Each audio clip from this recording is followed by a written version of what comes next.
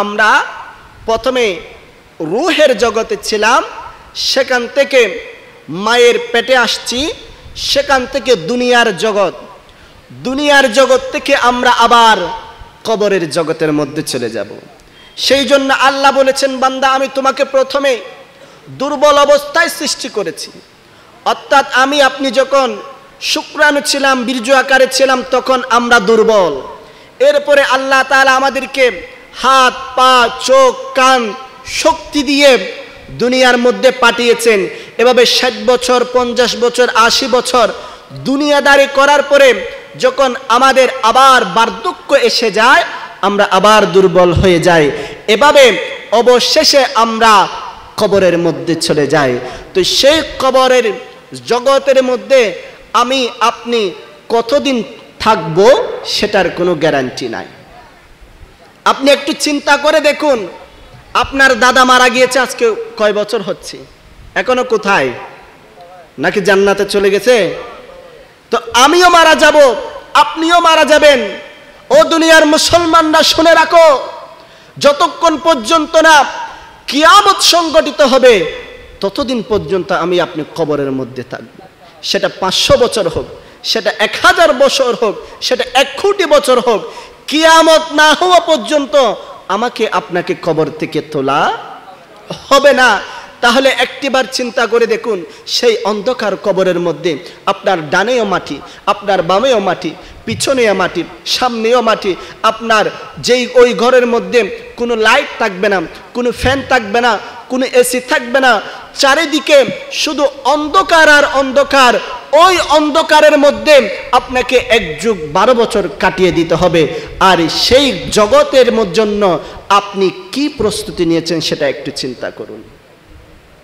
কারণ এখানে আপনি চিরস্থায়ী নয়, আপনার চিরস্থায়ী ঠিকানা হচ্ছে কবরের জগৎ। ওই জগতের মধ্যে আপনি শান্তিতে থাকার জন্য কি প্রস্তুতি নিয়েছেন?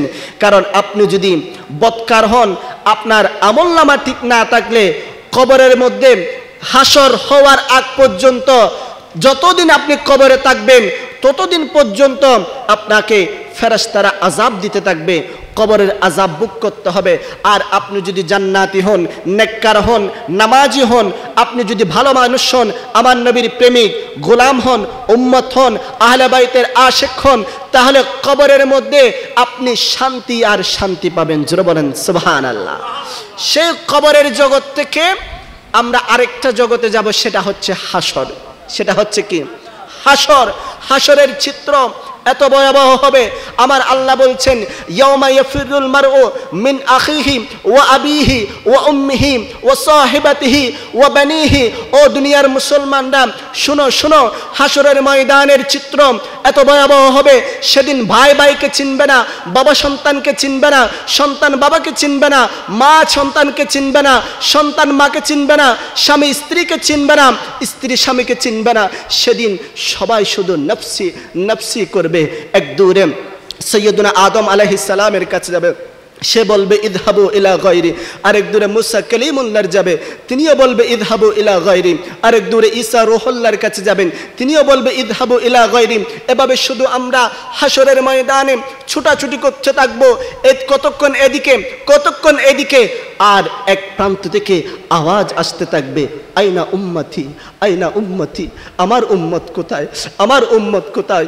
তখন কামলিওয়ালা নবী তার জুল মুবারক চুল নেড়ে নেড়ে আসবেন, আর উম্মতের রোনাজারি আহাজারি দেখে আমার আল্লাহর দরবারে সিজদায় লুটিয়ে পড়ে কান্নাকাটি করতে থাকবে।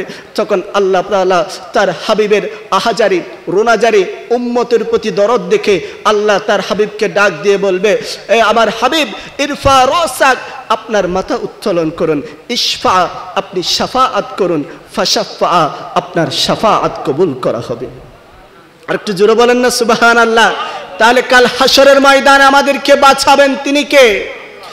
12 সূর্যের তবে পড়িবে হাসরের দিনে, আপনি বিনে আমাদেরকে ছায়া দিবেন কে গো নবী, আপনি বিনে আমাদেরকে ছায়া দিবেন কে শাফাআতের কান্ডারি নবী মুস্তাফা মারহাবা মারহাবা